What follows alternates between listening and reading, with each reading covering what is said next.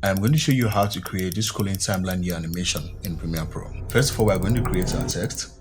After creating the text, you're going to head over to Effects and then search for Gaussian Blur. And then you're going to click and drag the Gaussian Blur effect onto the text style in the timeline.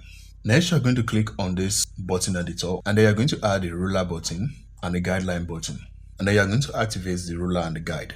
And then head over to Effects Controls and add a keyframe to position. And then you're going to position the first year in the middle of the preview. And then you place these guides around it so that you create a reference point for when you are positioning the last year. And then before you move your playhead, you're going to add a keyframe to blurriness. And then move your playhead to where you want the effects to stop, in this case right here. And I'm going to add a keyframe and position the last year. And again, before you move the playhead, you're going to add a keyframe to blurriness. And then move your playhead to the middle of both keyframes.